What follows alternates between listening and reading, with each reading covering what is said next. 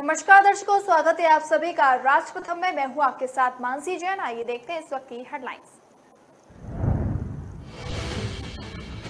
दिल्ली में precaution dose का आंकड़ा 40 से 50% करने का रखा गया लक्ष्य। अब तक कुल 24% लोगों ने प्रिकॉशन डोज लगवाया। ऐप बेस्ड टैक्सी सर्विस पर लगाम लगाने की तैयारी, किराया तय करेगी अब सरकार। दिल्ली में हुई भारी बारिश, सड़कों पर दिखा जाम। आज भी येलो अलर्ट दिल्ली में किया गया जारी। सत्येंद्र जैन का मामला दूसरे जज के पास स्थानांतरित, हाईकोर्ट पहुंचे मंत्री। दिल्ली के नरेला में जूते की फैक्ट्री में लगी भयंकर आग, बुलानी पड़ी दमकल की 10 गाड़ियां। दिल्ली में टीकाकरण केंद्रों पर मुफ्त प्रिकॉशन डोज लगाए जा रहे हैं। अब तक कुल 24% लोगों ने प्रिकॉशन डोज लगवा लिया है। आंकड़ों के मुताबिक दिल्ली में 18 से 59 वर्ष की उम्र के बीच मात्र 19% लोगों को कोविड-19 का बूस्टर डोज लगा है। दिल्ली आपदा प्रबंधन प्राधिकरण की गुरुवार को हुई बैठक में सहमति बनी है कि बूस्टर डोज के टीकाकरण का आंकड़ा कम से कम 40 से 50% तक ले जाने की जरूरत है। प्रिकॉशन डोज के लिए कुल 1 करोड़ 33 लाख पात्र लोगों में से 31 करोड़ 49 लाख लोगों ने 20 सितंबर तक वैक्सीन लगवाई है। 20 सितंबर तक 18 से 59 वर्ष की उम्र में कुल 1 करोड़ 14 लाख पात्र लोगों का प्रिकॉशन डोज बकाया था। सरकारी आंकड़ों के मुताबिक मात्र 21 करोड़ 21 लाख इस ग्रुप के लोगों ने प्रिकॉशन डोज की वैक्सीन लगवाई थी। हेल्थ केयर वर्कर्स और फ्रंटलाइन वर्कर्स के बीच 61% पात्र लोगों ने प्रिकॉशन डोज लगवा लिया है। मुख्यमंत्री अरविंद केजरीवाल ने भी कोविड-19 वैक्सीन की बूस्टर डोज का आह्वान किया था। उन्होंने कहा था कि त्योहारी मौसम में खुद को और परिवार को सुरक्षित रखने के लिए सभी प्रोटोकॉल का पालन करते हुए लोग बूस्टर डोज जरूर लगवाएं। मोबाइल ऐप आधारित टैक्सी संचालन कंपनियों के किराए को लेकर मनमानी पर अब सरकार लगाम लगाने जा रही है। अब इन कंपनियों का किराया सरकार तय करेगी। परिवहन विभाग ऐप आधारित टैक्सियों को बेसिक राय खुद तय करेगा। यही नहीं, टैक्सी की मांग बढ़ने पर उसके किराए में होने वाली सर्ज प्राइसिंग की अधिकतम सीमा बेस किराए के दोगुने से ज्यादा नहीं होगी। दिल्ली परिवहन विभाग ऐप आधारित टैक्सी कंपनियों के किराए को लेकर मनमानी के लिए टैक्सी एग्रीगेटर नीति लाने जा रही है, जिसका काम अंतिम चरण में है। जल्द ही इसको लेकर नोटिफिकेशन जारी किया जाएगा। बता दें कि परिवहन विभाग ने बीते जून को एग्रीगेटर नीति को लेकर जनता से सुझाव मांगे थे।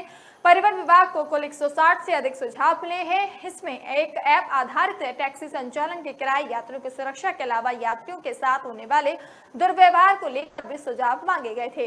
इसी नीति को लेकर परिवहन में कैलाश गहलोत ने शुक्रवार को एक बैठक बुलाई थी। बताया कि इस योजना का कार्य अंतिम चरण में है। इस नीति में यात्रियों की सुरक्षा, किराए को लेकर अहम प्रावधानिक बातें की गई हैं और बेड़े में कम से कम 25 वाहन शामिल होने चाहिए। वहीं 3 साल के अंतराल पर लाइसेंस का पंजीकरण कराना होगा। यात्रियों की सुरक्षा को देखते हुए 24 घंटे चलने वाले नियंत्रण कक्ष बनाना होगा। परिवहन विभाग ने मोबाइल ऐप आधारित टैक्सी संचालनों को ई टैक्सी को बेड़े में शामिल करने का प्रावधान किया गया है। मौजूदा बेड़े को आने वाले 5 साल के अंदर ई बेड़े में बदलना होगा। पहले 6 महीने में बेड़े में 10 दोपहिया, 10 तिपहिया और 5-4 वाहन शामिल करने होंगे और 5 साल में पूरा बेड़ा ई वाहनों में बदलना होगा। नई नीति लागू होने के बाद सर्ज प्राइस बेस प्राइस के दोगुने से ज्यादा नहीं होंगे। अभी दिल्ली में मोबाइल ऐप आधारित टैक्सियों का किराया मांग के आधार पर तय होता है। यहाँ मांग ज्यादा होती है, वहाँ किराया बढ़ा दिया जाता है, लेकिन अब ऐसा नहीं होगा।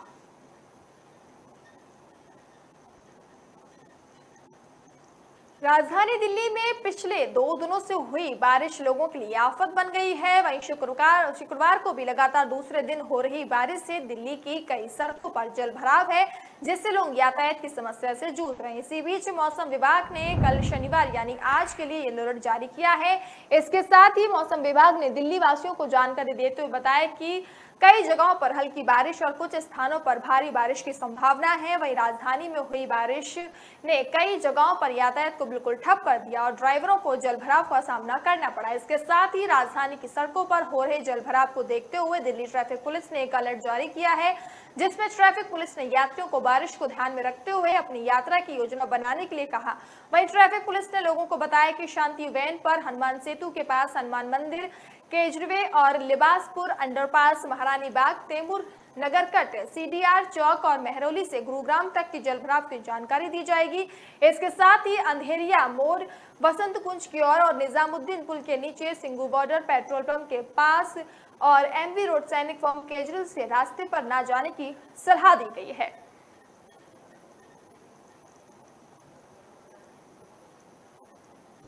जिला अदालत ने दिल्ली सरकार में मंत्री सत्येंद्र जैन के मनी लॉन्ड्रिंग से जुड़े मामले की सुनवाई दूसरे जज के पास स्थानांतरित कर दी है। इसके बाद जैन ने फैसले को हाईकोर्ट में याचिका दायर कर चुनौती दी है। अदालत ने याचिका पर सोमवार को सुनवाई तय कर दी गई है। चीफ जस्टिस सतीश चंद्र शर्मा और जस्टिस सुब्रमण्यम प्रसाद की खंडपीठ के समक्ष जैन की ओर से पेश सीनियर एडवोकेट राहुल मेहरा ने मामले में तुरंत कार्रवाई का आग्रह किया। उन्होंने कहा कि राउज एवेन्यू कोर्ट के प्रधान जिला एवं सत्र न्यायाधीश ने प्रवर्तन निदेशालय के आवेदन को स्वीकार कर मामले की सुनवाई विशेष न्यायाधीश गीतांजलि गोयल की कोर्ट से दूसरे विशेष न्यायाधीश विकास झुल के पास स्थानांतरित कर दी है। मेहरा ने मामले में जल्द सुनवाई का तर्क रखते हुए कहा कि नए जज को मामले का फैसला करने के लिए केवल 1 सप्ताह का समय दिया गया है, जिस पर दिन प्रतिदिन सुनवाई करने का निर्देश दिया गया है।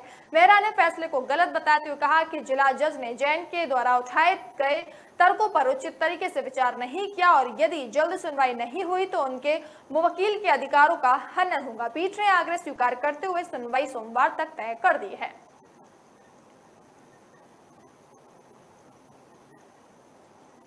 दिल्ली के नरेला इंडस्ट्रियल इलाके में एक बार फिर जूता चप्पल बनाने की 3 मंजिला फैक्ट्री में आग लग गई। इसके बाद घटना की सूचना दमकल विभाग को दी गई। ऐसे में दमकल की करीब 10 गाड़ियां आग बुझाने के लिए मौके पर पहुंची हैं। करीब 1 घंटे की कड़ी मशक्कत के बाद आग पर काबू पाया गया।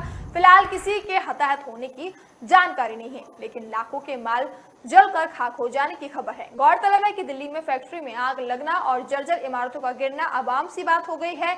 बाहरी दिल्ली के नरेला इलाके में बीते शाम भी जूता चप्पल बनाने की फैक्ट्री में आग लगी थी।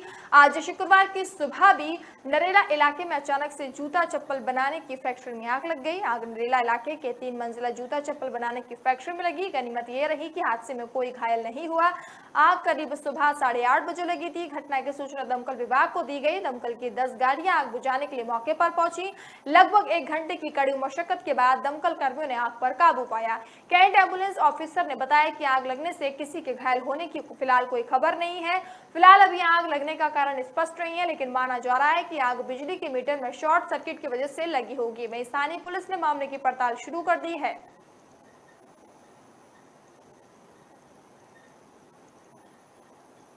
फिलहाल वक्त तो चला एक छोटे से ब्रेक का। ब्रेक के बाद जल्द हाजिर होंगे।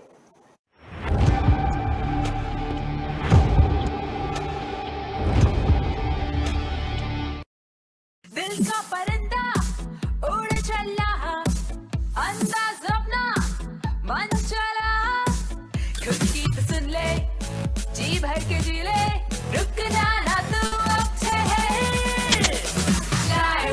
Lyra, anytime, anywhere. Lyra, everybody loves to wear. सारा जयमयूर की जंजीरों को हमने ही काटा है।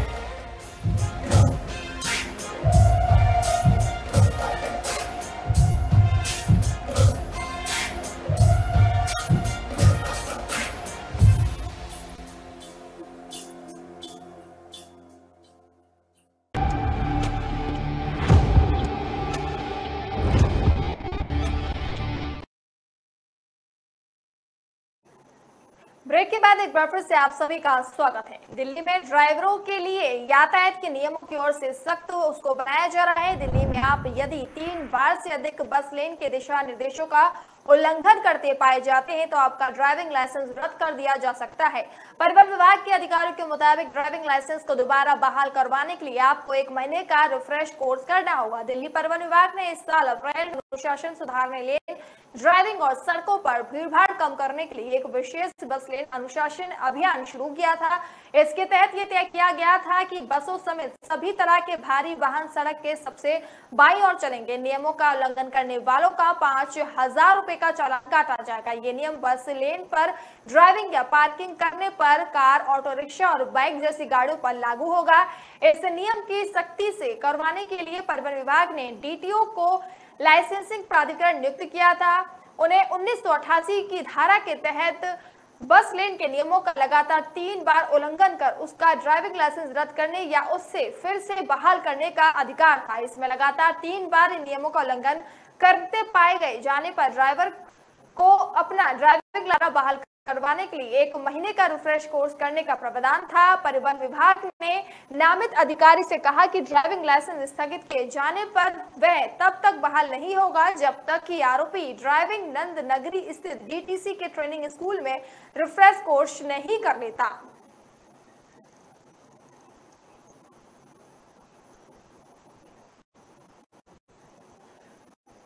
दिल्ली के गाजीपुर और भलसवा लैंडफिल साइटों पर हाल ही में किए गए ड्रोन सर्वेक्षण से पता लैंडफिल द्वारा कब्जा किया गया है। वास्तविक क्षेत्र दिल्ली निगम के पहले की रिपोर्ट की तुलना में ज्यादा है। गाजीपुर लैंडफिल ड्रोन रिपोर्ट के अनुसार वास्तविक साइट क्षेत्र लगभग 75 एकड़ है। रिपोर्ट में कहा गया कि उपलब्ध रिकॉर्ड रिपोर्ट और एमसीडी अधिकारियों के साथ चर्चा के अनुसार गाजीपुर लैंडफिल का साइट क्षेत्र 70 एकड़ बताया गया।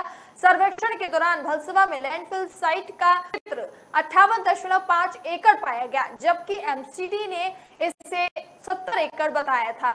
एमसीडी ने साइट पर कचरे की मात्रा के आकलन, ढलानों के विश्लेषण, लैंडफिल की स्थिति के समय स्थान पर मोहर लगे, फोटोग्राफिक रिकॉर्ड और आवधिक डेटा संग्रह के माध्यम से लैंडफिल में परिवर्तनों को मापने के लिए ड्रोन सर्वेक्षण करने के लिए एक सलाहकार नियुक्त किया था। 2020 में 2 डंपर साइट का क्षेत्र भी पूर्व और उत्तरी एमसीडी द्वारा एनजीटी को 70 एकड़ के रूप में प्रस्तुत किया गया था। रिपोर्ट के अनुसार सलाहकार ने गाजीपुर लैंडफिल का ढलान विश्लेषण भी किया, जो इसकी स्थिरता को समझने में मदद करता है। रिपोर्ट में बताया गया कि ढलान सामान्य रूप से 30 डिग्री से 45 डिग्री तक अलग होता है। लैंडफिल में 45 डिग्री से 60 डिग्री की खड़ी ढलान होती है और खुदाई के कारण स्थानों पर ढलान 90 डिग्री तक होती है। इसमें कहा गया कि यह क्षेत्र लैंडफिल साइट पर चट्टानों की तरह है।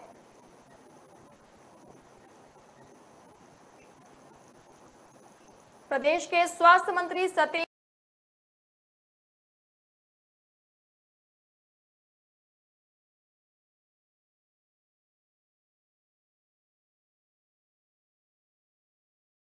जमानत पर सुनवाई कर अदालत को बदल दिया था।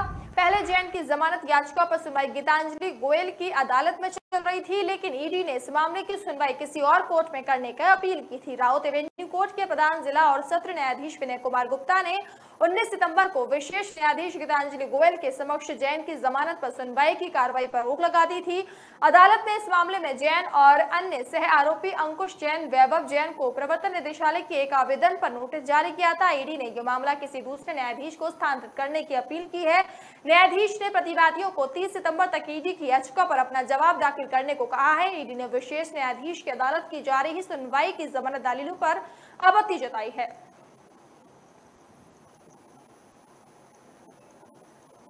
अध्यक्ष पद के लिए नामांकन की प्रक्रिया शनिवार यानी कि आज से शुरू हो गई है। माना जा रहा है कि कांग्रेस अध्यक्ष पद के लिए मुख्य मुकाबला पार्टी हाईकमान के कद से पहली पसंद अशोक गहलोत और पार्टी में बदलाव की मांग करने वाले तिरुवनंतपुरम के सांसद थरूर के बीच होगी। इस बीच राजस्थान के मुख्यमंत्री अशोक गहलोत ने कहा कि वह एक व्यक्ति, एक पदक्षक है। वह अपने गृह राज्य के लोगों की आजीवन सेवा करना चाहते हैं। गहलोत ने ऐलान किया कि वे कांग्रेस के अध्यक्ष पद का चुनाव लड़ेंगे। उन्होंने पत्रकारिता में कहा कि राजस्थान के लोगों की सेवा की इच्छा रखने के बयान की अलग अलग तरीके से व्याख्या की है। पार्टी के एक व्यक्ति एक पद के सिद्धांत ने कहा कि मीडिया में ऐसी वे राजस्थान के मुख्यमंत्री का पद छोड़ना नहीं चाहते। उन्होंने यहाँ प्रसिद्धि साईं बाबा मंदिर में दर्शन की बात कहा, ये बहस अनावश्यक है। मैं चुप हूँ, मीडिया की माने मुख्यमंत्री पद नहीं छोड़ना चाहता हूँ। उन्होंने कहा, लेकिन मैं ये पूरे के साथ कहता हूं कि आज मैं भी और फॉर्म भरने के बाद भी इस पर कायम रहूंगा का हूं और मैं जीवन भर राज्य की सेवा करना।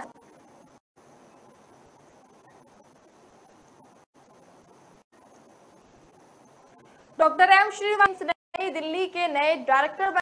प्रधानमंत्री नरेंद्र मोदी की अध्यक्षता defence committee of the cabinet ने डॉक्टर श्रीनिवास दिल्ली का निदेशक नियुक्त किया है।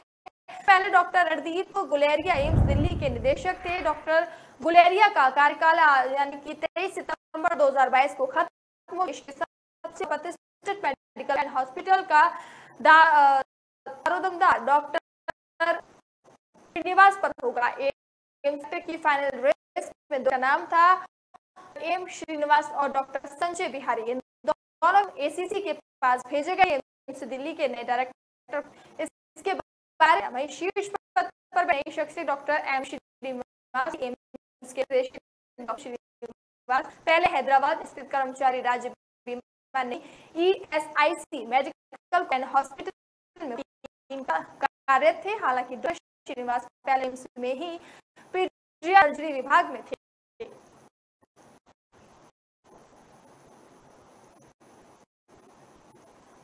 फिलहाल बात से ब्रेक के बाद जल्द हाजिर।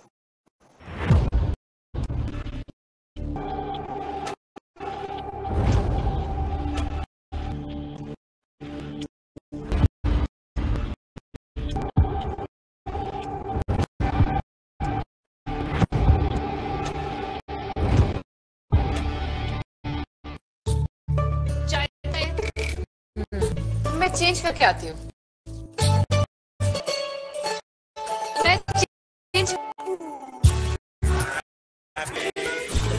चेंज करके आती हूँ।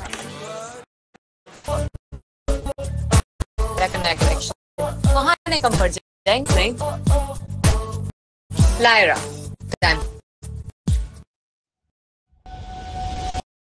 लहरों से डर कर नौका कोशिश कर लो की हाल होती।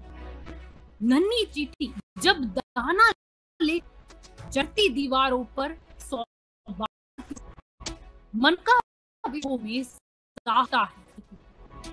चढ़कर गिरना गिर कर चढ़ना न अखरता है। मेहनत हार नहीं होती, कोशिश वालों की कभी हार।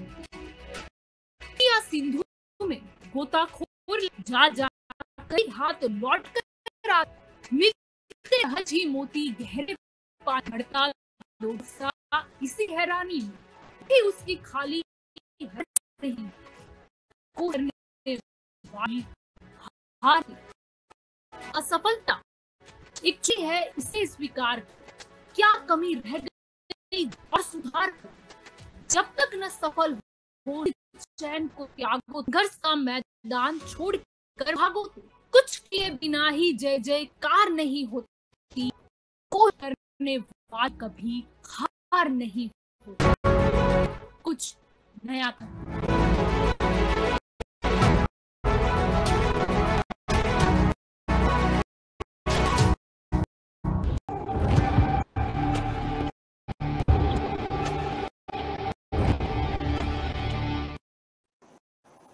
ब्रेक के बाद एक बार फिर से आप सभी का स्वागत है। राज्यपाल सेना ने दिल्ली के सरकारी गेस्ट की नियुक्ति में जाने और गैर मौजूद घोस्ट गेस्ट टीचर्स के देने की जांच करने के लिए एसजी सचिवालय ने मुख्य को कहा कि वह शिक्षा निदेश दिल्ली गवर्नमेंट के सभी टीचर्स की और वेतन को करने का सुझाव दे। इस मामले में राज्यपाल सचिवालय को रिपोर्ट सौंपने के लिए कहा गया है। उपराज्यपाल ने गैर मौजूद के नाम पर फर्जी तरीके से टीचर का वेतन लेने के लिए सेवारत और रिटायर्ड वाइस प्रिंसिपल के खिलाफ करने की अनुमति दी। मामला दिल्ली के सरोवर park government boys senior school का है। मुख्य को लिखी चिट्ठी में कहा कि बाद हमारी नजर में की और से गैर मौजूद की सैलरी सरकारी फंड के गबन का है। हमारा ये गंभीर मामला है और बिना स्कूल प्रिंसिपल अधिकारियों के भाग्य ऐसा नहीं हो सकता। ये मामला हमें शिक्षा विभाग के अलग अलग लेवल पर अधिकार पर्याप्त निगरानी नहीं को दिखाता है।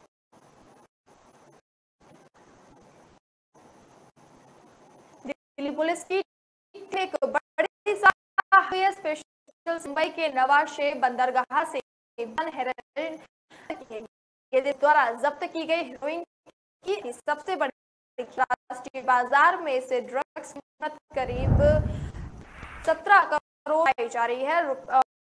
बड़ी मात्रा में ड्रग पुलिस भी दंग रह गई। वहीं दरअसल देश की स्पेशल बीते दिनों 1200 करोड़ की हेरोइन के साथ अफगानिस्तान नागरिकों को गिरफ्तार किया था। पूछताछ में आरोपियों ने बताया था कि Nawaz Shivapur container 345 kilo drugs रखी। इस सूचना के बाद टीम मुंबई के नवाज शिवापुर और तो एक कंटेनर से 20 टन से ज्यादा हेरोइन से मुलेठी बरामद मुताबिक पुलिस की सबसे बड़ी की बरामदगी है। वही की कीमत करीब 1700 करोड़ रुपए की है। सीपी एस धालीवाल ने बताया कि जब्त की गई हेरोइन कीमत करोड़ों में आकी जा रही है। कंटेनर को दिल्ली में ले जाया गया था। ये जब्ती साबित कि नार्को टेरर हमारे देश को कैसे कर रहा है।